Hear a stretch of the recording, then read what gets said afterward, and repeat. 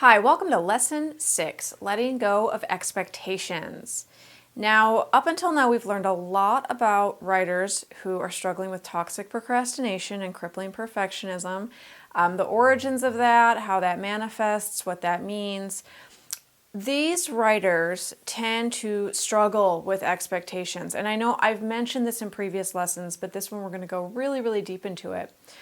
Writers who have toxic procrastination and or crippling perfectionism tend to have very rigid, unforgiving expectations in place for themselves. And this is because of the way they were raised. As we've covered, they might have had a narcissistic parent, they might have had family enmeshment. Whatever they had, it was very important that they be up to a very high standard at all times, and it was very important how other people saw them, how their parents approved of them, how people in the home approved of them, people outside the home approved of them. That was a very big theme during their childhoods. So these types of writers grow up and they have these really rigid expectations for what their work should like, what their creative work should look like. Usually they have the idea for the story, or they've started talking to a character, or they know they want to write their memoir. They have that creative spark, but then they also have a very kind of stifling idea almost of what the end product should look like. I don't want to say a very clear idea, but it's this it's this rigid view of my book should be just like Elizabeth Gilbert's book, or my book should be just like Cheryl Strayed's book. It should be a book that Oprah Winfrey would choose for her book club, or it should be a self-help book, just like Julia Cameron's Artist's Way, right? So usually they're comparing themselves a lot to other people, and they're comparing themselves and their work to other books they've read that they really liked. So they think, my book should look like that. And if it doesn't, if my book comes out different or messy or weird, or it's not achieving this high standard that I've come up with in my head, then it's a failure. And that's when these types of writers get very anxious and very upset. They either try to kind of edit the work to death, or they might give up altogether. People who struggle with perfectionism in this way, and procrastination, that's part of it, these types of writers who grew up in these homes where expectations like this were the norm, and they've carried that over into adulthood, they tend to make super efforts in a lot of different areas of life. Now, what a super effort is. A super effort is something that I did for many years, and I didn't even know I was doing it. And usually these types of writers have no idea they're doing it either.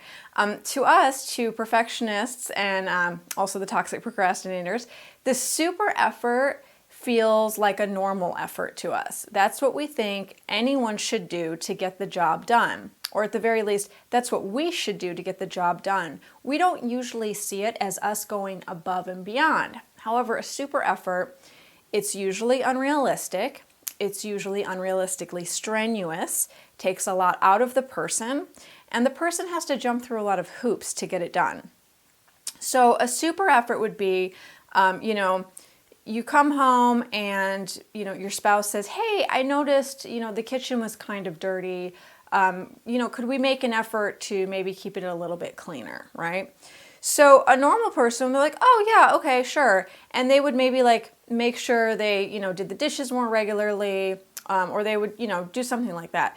A person who's a perfectionist, who makes super efforts in all areas of life, if somebody tells them hey, I think, we need to be cleaning the kitchen a little bit more, or be on top of it a little bit more.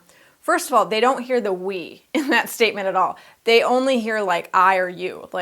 So they take that as you need to keep the kitchen clean, you're a failure, you're doing it wrong, and you need to make a super effort in this area right now. So that type of person, that perfectionistic person, will usually drop everything because they feel judged and clean the entire kitchen. They'll do the dishes, they'll wipe down the counters, they'll scrub and mop the floors, they'll polish the cabinets, right? They might even reorganize all the cabinets and take all the dishes out and make sure all the dishes are scrubbed. They really go way overboard. And they do that because they feel judged and they feel criticized. even if someone else didn't ask them to do something or didn't point something out to them, a lot of times they'll make a super effort just because they already feel these invisible eyes on them. Like, I'm not doing enough, I'm not enough, I have to go way, way above and beyond in order to prove my worth. So what happens when you're making super efforts in your life? And I am somebody who made super efforts for many, many years, so I know the struggle. The struggle is real. A lot of times you're usually seen as the competent one, the capable one, especially if you're in a workplace. People tend to give you a lot of work, they lean on you, they depend on you, and you might receive a lot of praise for the super efforts. Like, people will be like, I can't believe you got that done so fast, or you're such a hard worker, you know. And when the perfectionist gets feedback like that, it's almost more damaging because it makes them feel good for a moment, but only a fleeting moment.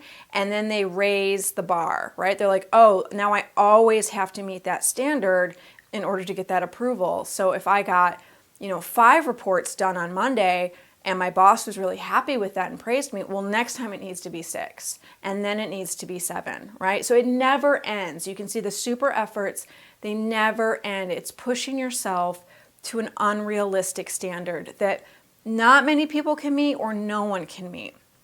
And also that it's unfair to ask people to meet. So when you're making these super efforts routinely, frequently in your life, as so many writers who have procrastination and perfectionism are, you tend to get overwhelmed very easily because you're already stressed out. You've already stressed out your system almost to the max because you are trying to clean the entire kitchen and make it sparkling and perfect, within 1 hour because you have 15 other things on your to-do list for that day, right? You're always pushing yourself. You're always exerting yourself, and it leads to burnout.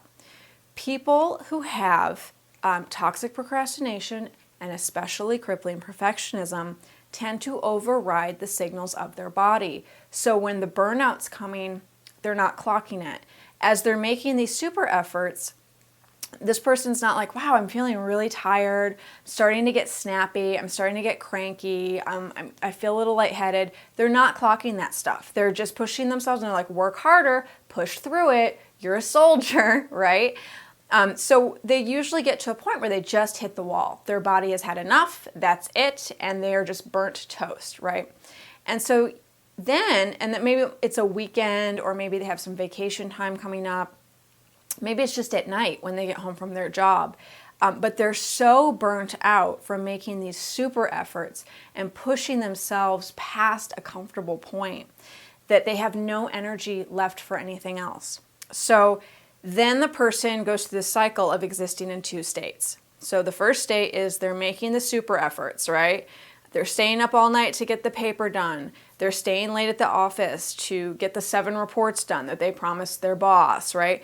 They're going above and beyond, and they're usually fueled by coffee, or sugar a lot, or their own anxiety, right? But it's anxiety always at the root of it. The super effort is fueled by anxiety.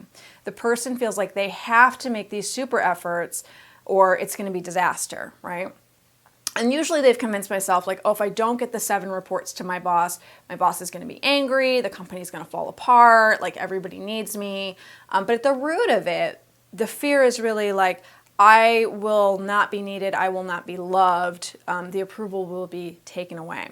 So that's the first state. The second state is apathy and really, really deep fatigue, right? And this is the burnout phase. And like I said, this might come every weekend, this might come every few months. But the writers who are making the super efforts, and they'll do this in writing too, they might push and push and push themselves I gotta write an hour every day. I have to sit down and write every day. Real writers write every day. And they're sitting and they're pushing past the limits of their body. Their body is giving them signals to stop. You're tired, you're getting burned out, and they're pushing past that. And then they hit this wall where they just can't write. Then they go 3 weeks, a month, 2 months with doing nothing, and they hate themselves and they can't rouse themselves to do anything. And every time they think about it, they feel so tired. They cannot initiate any sort of movement or action, and then they're in this shame spiral about it. It's because they're burnt out from making the super efforts. So for writers who make super efforts, this is a normal way of life. They don't know any other kind of reality because they were usually raised in a home where there was no other kind of reality. I hear very frequently from my writers who struggle in this way that they had a mother who cleaned all the time, and they had a father who worked all the time. That's very, very common, where they say, oh, my parents are always doing something. Nobody should just be laying around. You can't just lay around and read a book. Like, who does that? As though reading is not a real activity. Like, reading is not intellectually strenuous. But usually, like, dad works all the time, and when he's not working, he's mowing the lawn, he's painting the kitchen, and mom works all the time, or if mom's at home, she's cleaning. She's like incessantly, compulsively cleaning or caretaking other people in a really aggressive way, where like she's always on her feet and she's always doing something. I see that pattern a lot.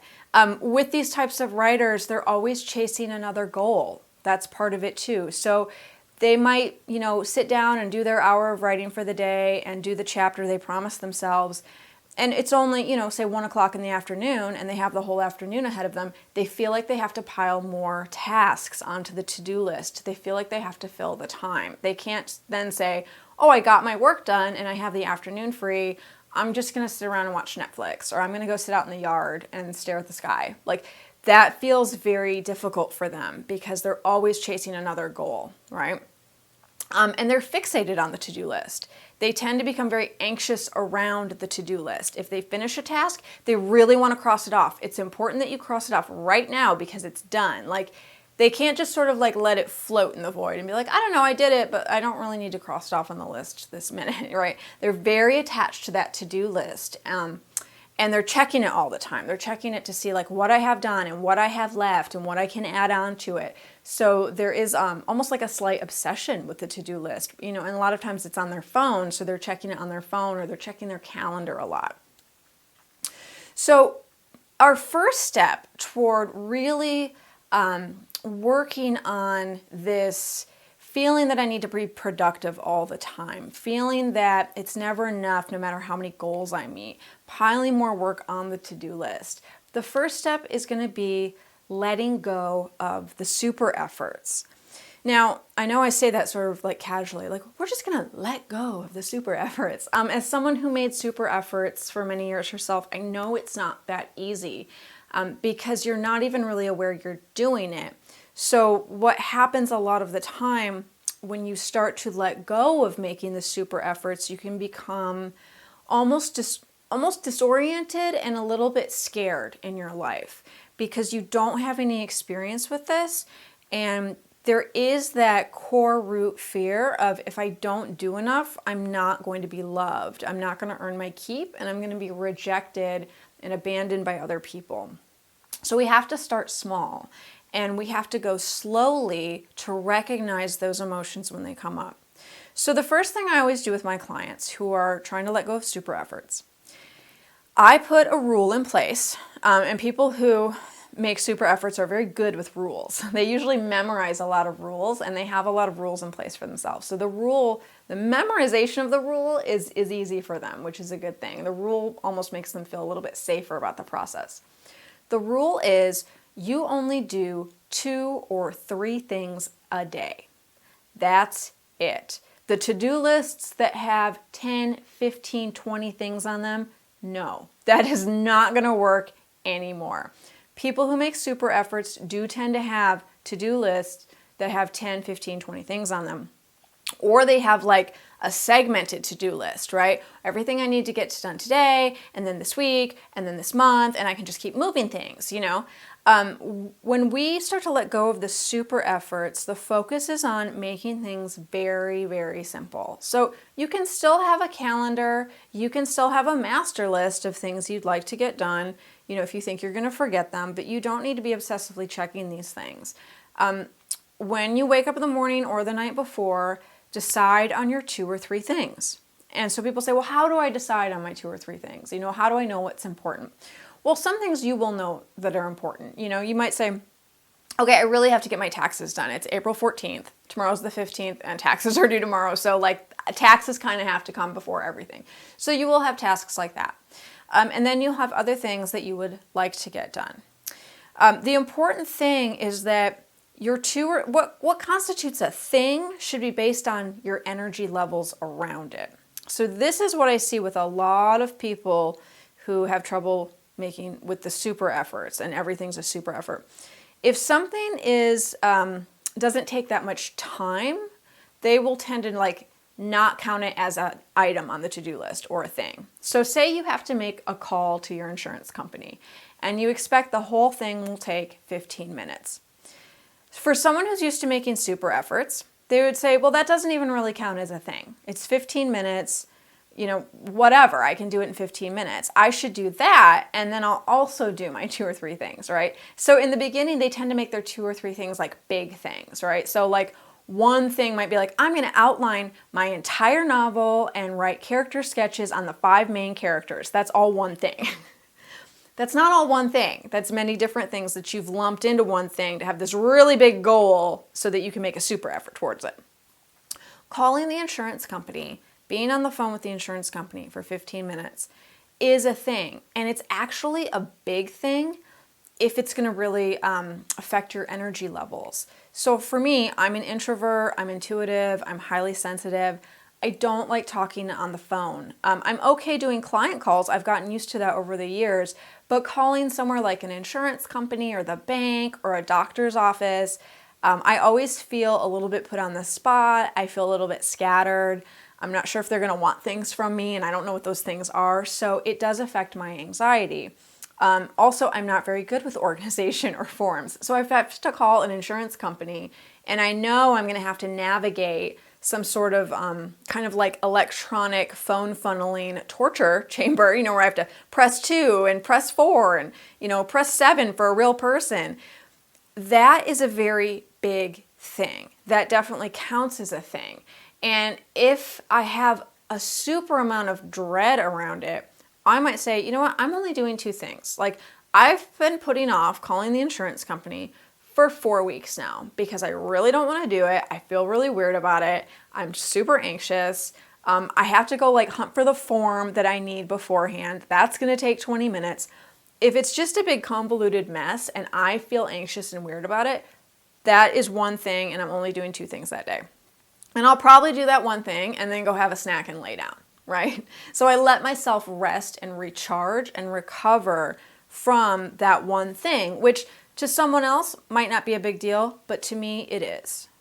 And so that's the thing. People who are used to making super efforts, they usually are highly sensitive, they usually are intuitive, and they are introverts, and they see how other people handle things.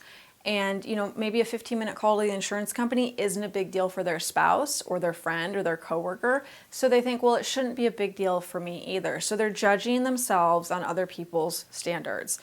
Through this program, we want to find out what our own needs are, how we work, and we want to flow with that.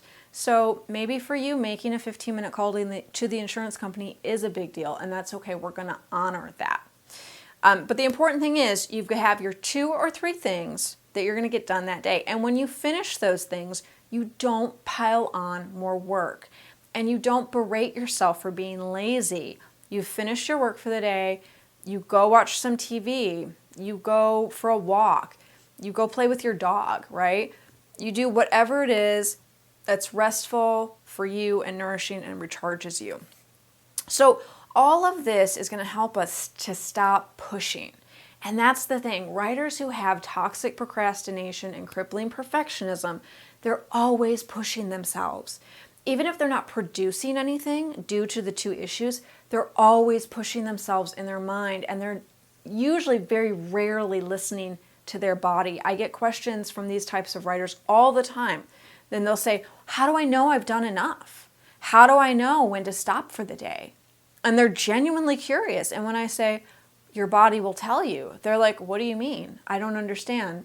Because they've been overriding their body's signals for so many years. So I will say it here. It's really basic and simple. You will know when you've done enough, and you will know when it's time to stop working when you feel tired. When you start feeling irritable or cranky, stretched too thin, You can't pay attention very well. Maybe you're slumped over, right? Maybe you're noticing you're craving sugar or you're craving caffeine, right? You're starting to feel more negative feelings than positive feelings. These are all signs that you are getting tired and that you need to ease up and you need to stop. Sometimes just for, a short period of time and sometimes for the entire day. But that's what this is going to be about, is listening to your body and listening to your own energy, right? So the thing is, people who are not used to doing this, it's because most of the time they are running on anxiety. And that is the driving force behind all of this, is anxiety. So when we start to shift things and we start to make our goals more realistic, we want to be really aware of that anxiety and the role it's playing. Because when it shows up, it's going to try to get us to go back to the way things were before. We don't want to go back to the way things were before, even if our anxiety levels are freaking out because we're doing something new. So we want to be aware that when we make our goals more realistic, so like I mentioned, that goal someone might have is, outline my entire novel and write character sketches of the 5 main characters all in one day, right? That's not a realistic goal. A realistic goal, and I also say this in the accompanying lesson for this video, would be make a start on my novel, right? Or work for 20 minutes on my novel, work for 40 minutes. Work for 40 minutes on my novel is actually kind of a beefy goal, right? I would not go over 1 hour. I would say, working for 1 hour on my novel, that's a nice, thick, solid goal, right? If you don't achieve it, that's okay. That's some time. 60 solid minutes of writing and working on your novel, that's great. So that's a realistic goal. But what's going to happen is that anxiety is going to kick on and say, it can't be that easy. You can't let yourself off that easy. Oh my gosh, you're so lazy. Like, all you did was write for 20 minutes today and you think you're done. So that inner critic is going to start up, that anxiety is going to start up, and we want to be really aware that it is just the anxiety. It's not real. When we simplify our goals in this way, even though it feels too easy or like we're being lazy, what we're doing is we are preventing overwhelm from coming in. Because even if your mind and your inner critic thinks that you should work for 4 to 5 hours a day on your writing, or you should definitely be capable of outlining the entire thing and writing character sketches for the first, 5 characters, your body knows that's not the case. Your body always knows the truth about what kind of energy you have right now, what's in your gas tank, and how far you can go, how far you can drive on what's in your gas tank. So if you make your goals too big, your body's going to get overwhelmed, you're going to get overwhelmed, you're going to freeze up, and you're not going to pursue any of those goals because you're just going to get stopped in your tracks. Your body knows, hey, we don't have the energy for that. We don't have enough gas tank in the car to drive across the country. So I'm just going to break down before we even cross the first state line because I already know we can't do this. Another thing that people do who are used to making super efforts, they tend to add in a lot of little unnecessary steps to things, right? So if someone says, I'm going to outline my entire novel, they're probably going to break that down into like 15 steps then, right? So I'm going to outline every single chapter, and then I'm going to make a flow chart, and then I'm going to put it all in Scrivener.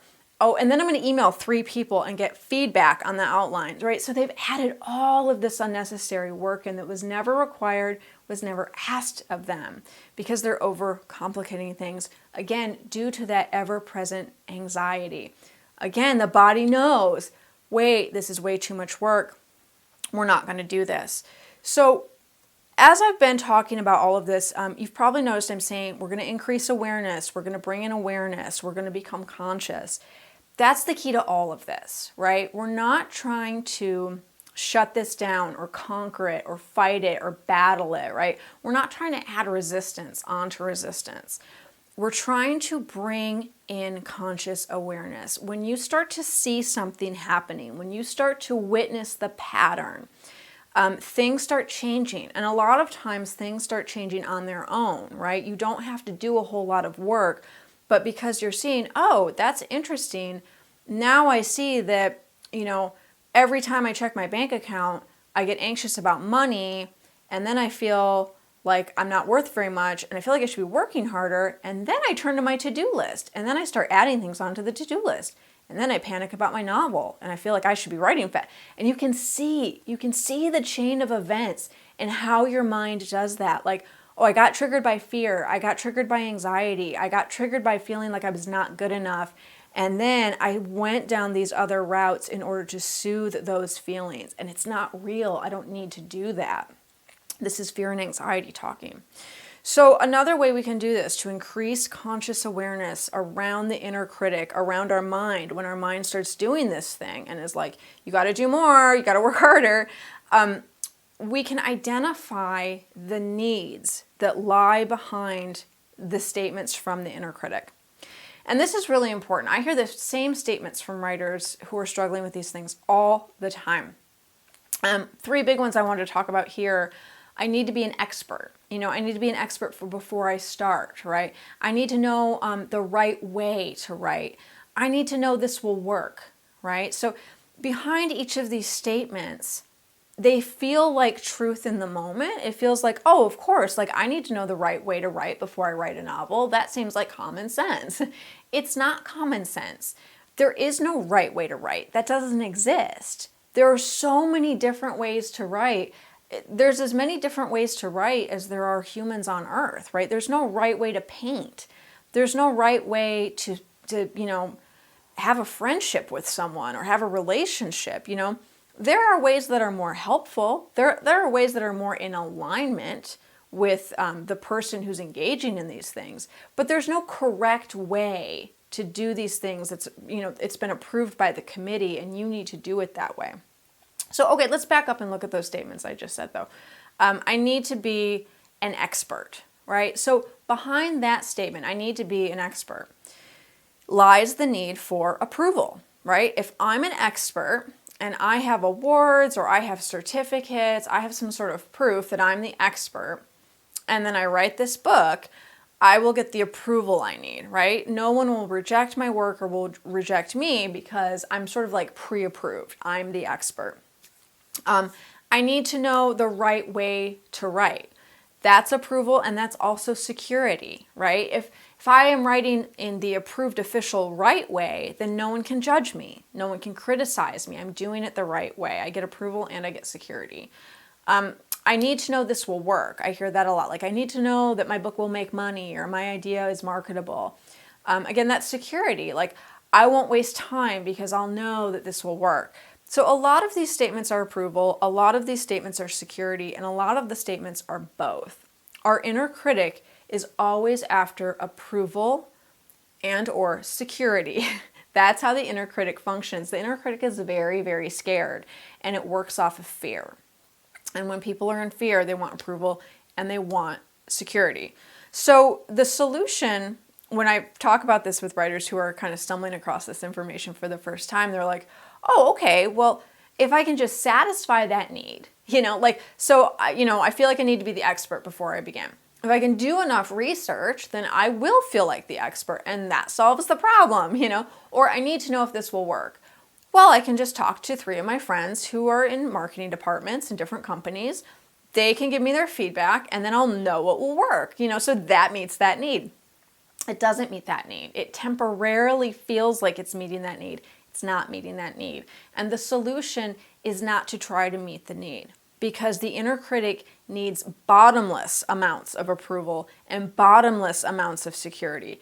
And the inner critic is actually so mixed up and it does not have clarity. It is not clear thinking. The inner critic is driven completely by fear. So even when it's in the presence of approval or security, it won't see it. It won't recognize it. It won't absorb it. It doesn't get it. So trying to meet that need and show the inner critic like, oh, look, I satisfied this need for you, it doesn't work. So instead of desperately seeking to meet those needs, which we can't meet in that way, what we're going to do is we're going to acknowledge and accept the need without judgment. So we're not going to do anything. We're not going to take any action steps, right? We're not going to contact our 3 friends who are in marketing departments or do more research. This is not an action-oriented thing. We're going to be with the need. We're just going to watch it. We're going to witness it and be like, oh, that's interesting.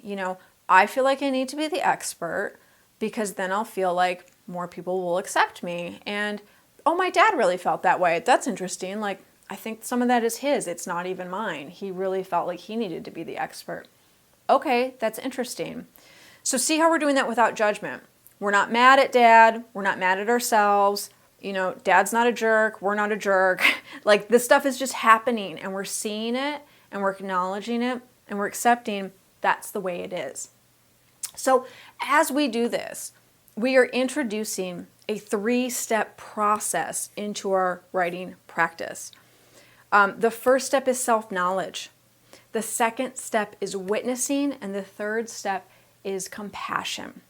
So the first step, self-knowledge, we're exploring. We're exploring how we feel when we write.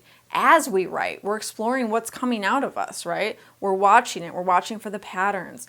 And then we are witnessing it. We are saying, this is happening. Okay, I see it. Like, I see it right there in front of me. We're acknowledging it. With compassion, we accept it. We're not trying to change it. We're not judging it as good or bad. We're just accepting that is the way things are. So as we move deeper into the process with self-knowledge, witnessing, compassion, we realize there's no right or wrong way to do this. When we sit down to write, when we get an idea for a story, when we seek to connect more deeply with a character, we're not interested in the right way to do that or the wrong way to do that. There is no right way to do that. There is no wrong way to do that. It's all experimentation. That's all it is. And we have to experiment for us to get anywhere with it. That's also the fun part of it. The part where you're like, oh, I'm in a labyrinth and I'm going to take this turn. Okay, that's a dead end. That's a little frustrating. Okay, I'm going to turn around and go this way. Oh, an unexpected door. That's kind of cool. What's behind this door? Ah, it's a dragon. Like, this is the adventure. Writing is an adventure. And that's where we want to get to, because writers who struggle with toxic procrastination and crippling perfectionism, because of their backgrounds, because of the way they were raised, because of the thought patterns that have been playing in their heads for years, they don't see things as an adventure. Adventure doesn't really sound fun because it's so uncertain. They want to control things and they want to know it's going to work, and the rigid expectations help to quell the anxiety. So that's what we're going to be doing, is we're busting out of all of that. We're not going to let the anxiety run the show anymore, and we're going to go on the adventure. This is shifting from a creative space where we are primarily using judgment and criticism to try to move ourselves forward, which I think all of you now know does not work. It has not been working for you. If you purchase this video course, it's not working for you. So we're shifting from that space of judgment and criticism. We're shifting over to curiosity and wonder. And that's an entirely different energy. It's an entirely different feeling. And this is going to freak you out at first because you were never taught this. The home you grew up in, you were taught that your feelings didn't matter. And maybe your parents said this actually out loud to you, like your feelings don't matter. They just said it as bluntly as that. Maybe they never actually said that, but they ignored you, or if you said something like that, they laughed it off, or they dismissed it, right? Or they acted like they didn't hear it. You know, your needs were not acknowledged. Your needs were not addressed. Your boundaries were not acknowledged. If you had a boundary, that might have been laughed at, right? Or that you might have been shamed for even trying to have that personal boundary around yourself. So you were taught that your feelings don't matter. It only matters how it looks on the outside. It only matters how it looks to mom or dad. It only matters how it looks to the neighbors. It only matters how it looks to the church, right? That was ingrained in you. So it can be really fun and exciting to make these kinds of shifts and to start doing this kind of work, but it can also bring with it a lot of anxiety, a lot of confusion and uncertainty. In the next lesson, lesson 7, we're going to be looking at a framework and a tool you can use to start to shift yourself from judgment and criticism to curiosity and wonder. And that's energy fields. There's so much information about energy fields that you can use to move yourself into a different creative space and into a different emotional space. So that's what we're going to be doing in lesson 7. Stay with me. I will see you there. First, please do the journaling questions that go along with the lesson for this one. As always, take it slowly. Give yourself time. Give yourself self-compassion. If you run into obstacles with that, it's okay. All right, I will see you guys next time for lesson 7.